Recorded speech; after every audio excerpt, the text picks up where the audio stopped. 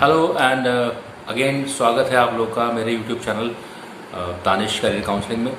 और मैं हूं डॉक्टर मोहम्मद दानिश। और आज जो एक छोटा सा टॉपिक मैं कहूँगा, जैसे जो आप लोग के साथ में आज डिस्कस क्लेरिफाई करूँगा, ये टॉपिक है एक सवाल जो मेरे चैनल पे काफ़ी लोगों ने रिपीटेडली पूछा है। और उस सवाल को जब मैंने और जगह सर्च करने की कोशिश की तो वो सवाल भी अलग अलग फॉर्म में, अलग अलग प्लेटफॉर्म पे पाया गया। अब क्या है वो सवाल?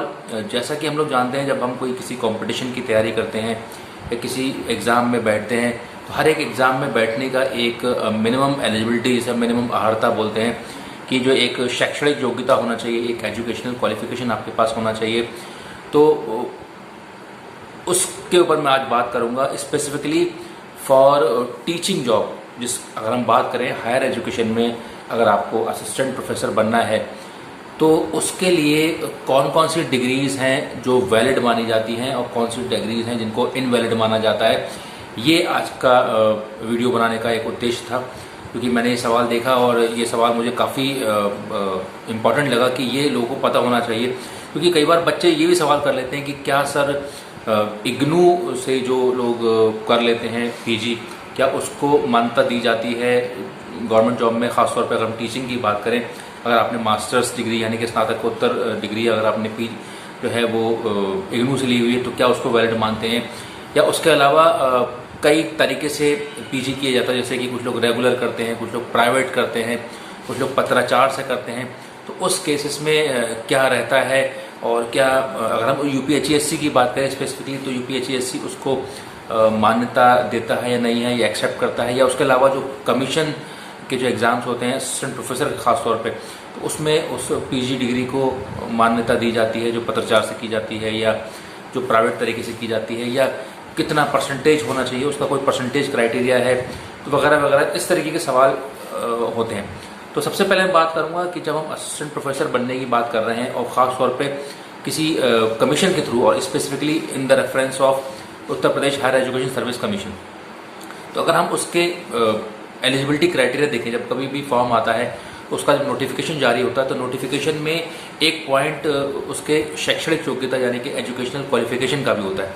तो अगर आप उस एजुकेशनल क्वालिफिकेशन को बहुत गौर से पढ़ेंगे तो उसमें साफ साफ लिखा रहता है कि आपने जो पीजी किया हो, जिस सब्जेक्ट के भी आप असिस्टेंट प्रोफेसर के लिए अप्लाई कर रहे हैं, जिसमें भी आपने उसमें जो पीजी किया हो यानी कि स्नातकोत्तर जो आपने डिग्री ली हो, वो 55% अंकों के साथ आपने उत्तीर्ण की हो, यानी कि 55% यानी 55% मार्क्स के साथ आपने उसको पास किया हो। ये साफ साफ कंडीशन रखी होती है। और साथ साथ ये भी लिखा रहता है कि आपका उस सब्जेक्ट में, उस कंसर्न सब्जेक्ट में जो है वो आपका नेट क्वालिफाई होना चाहिए, ये उसमें लिखा रहता है। या यूजीसी ने अगर उससे मिलते जुलते किसी सब्जेक्ट में नेट को अलाउ किया गया है तो वो वहाँ पर उस जगह मेंशन रहेगा। तो आप जब कभी भी एलिजिबिलिटी क्राइटेरिया पढ़ें, चाहे हिंदी में पढ़ें चाहे इंग्लिश में पढ़ें, तो उसमें शुरुआत इसी से होती है कि you should have 55% marks in your post graduate in that concern relevant और अलाइड सब्जेक्ट। ठीक है, अब ये तीन चीज़ों में क्या फ़र्क है? कंसर्न, रेलिवेंट और अलाइड सब्जेक्ट। यानी कि जैसे कि अगर मैं एक एग्जाम्पल के तौर पर कॉमर्स की बात करूँ, तो कॉमर्स से अगर कोई असिस्टेंट प्रोफेसर बनना चाहता है तो उसके पास कंडीशन होनी चाहिए कि 55% अंकों के साथ उसने एमकॉम किया हो। ये हो गया उसका रेलेवेंट सब्जेक्ट। रेलेवेंट सब्जेक्ट लिखा रहता है वहाँ पर कि आपने जो है उसी सब्जेक्ट में आपने पढ़ाई की है, एमकॉम। अब कॉमर्स में और कौन सी डिग्री वाले जो है अप्लाई कर सकते हैं? तो जैसे कि अब पिछली बार से भी किया गया था, इस बार भी कर दिया गया है कि उसमें एमबीए वालों को यानी कि बिजनेस एडमिनिस्ट्रेशन वालों को अलाउ किया गया है। ठीक है, आपने एमबीए किया हो तो अब ये आ गया आपका कंसर्न सब्जेक्ट या अलाइड सब्जेक्ट। ठीक है, तो उसमें अगर आपके 55% मार्क्स हैं तब भी आप कॉमर्स में अप्लाई करने के लिए आप एलिजिबल हो, बशर्ते कि आपका मैनेजमेंट में नेट हो, या तो कॉमर्स में नेट हो, और जब आपको एमबीए को अलाउ किया गया है तो आपका फिर मैनेजमेंट में नेट हो।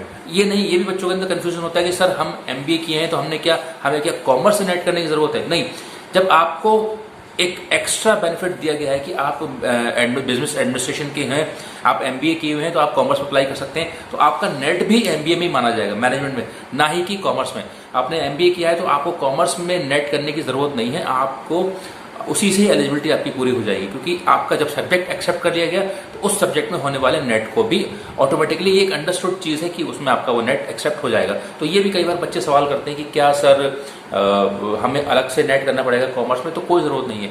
ये तब होता कि जब आपका MBA नहीं होता, तो आपको MCOM करना होता और फिर MCOM करके आप कॉमर्स में ही नेट क्वालिफाई करते।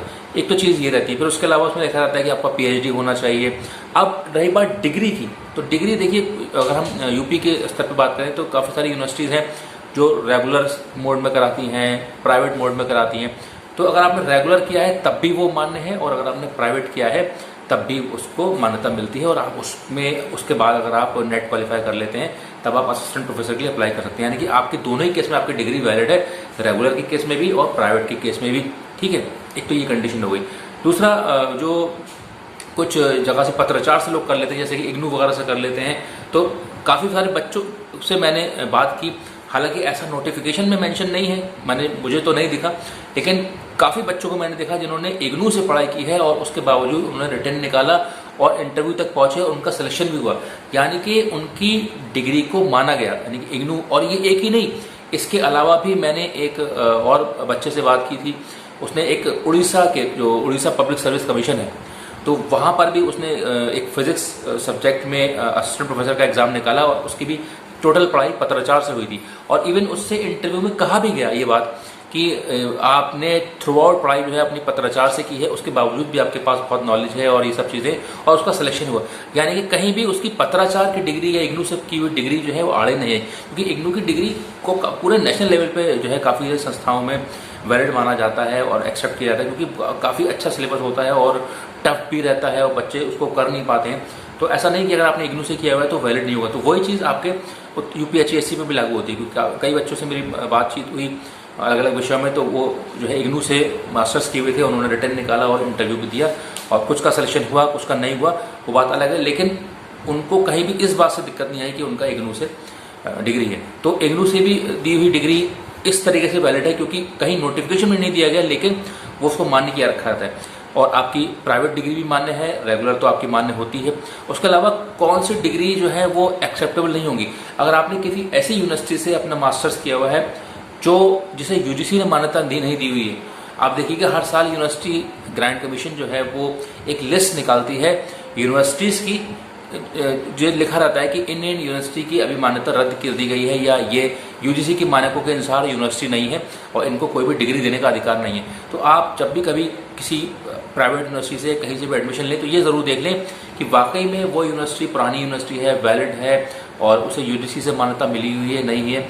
अगर उसे UGC से मान्यता नहीं मिली हुई है तब बेहतर होगा कि आप उस संस्थान से कोई डिग्री ना लें। उसके अलावा जो भी वैलिड संस्थान है, जो नोन संस्थान है, जो नोन इंस्टीट्यूशन है या यूनिवर्सिटी से, वहीं से ही आप अपनी डिग्री लें, तब आप बेझिझक आंख बंद करके आप कैरियर में आगे बढ़ सकते हैं। ठीक है, तो इस तरीके से आप ध्यान रखिएगा। और उसके अलावा रही बात परसेंटेज की, तो इसमें कैटेगरी वाइज परसेंटेज की रिलैक्सेशन भी दी जाती है। जैसे कि अगर आप SC/ST कैटेगरी के हैं, OBC के हैं, तो उसमें फिर आपको जो है 5% का जो है छूट दी जाती है। तो 55% के बजाय आप 50% से भी अगर आपने PG किया हुआ है तब आप असिस्टेंट प्रोफेसर के लिए अप्लाई करने के लिए एलिजिबल हो जाते हैं। ठीक है, तो ये आप कई बार आप देखिएगा जब भी कभी कोई नोटिफिकेशन आता है तो आप उसका नोटिफिकेशन पढ़िए, किसी भी जॉब का, खासतौर पे अगर हम UPSC की बात करें या BPSC की बात करें या उत्तराखंड पब्लिक सर्विस कमीशन की बात करें, तो उनका जो एक नोटिफिकेशन रहेगा उसमें सब कुछ मेंशन रहता है कि कितना एलिजिबिलिटी है, क्या एलिजिबिलिटी है, क्या कंसर्न अलाइड रेलिवेंट सब्जेक्ट का ऐसा कोई कॉन्सेप्ट है, या सिर्फ उसी सब्जेक्ट में आपका मास्टर्स होना ज़रूरी है जिस सब्जेक्ट की वैकेंसी आई है। ये सारी चीज़ें उसमें मेंशन रहेंगी। ठीक है, तो उसके बाद आप अप्लाई करेंगे तो आपको कहीं भी आपका फॉर्म रिजेक्ट होने के चांसेस जो है बिल्कुल कम हो जाएंगे और आप आंख बंद करके आगे बढ़ सकते हैं।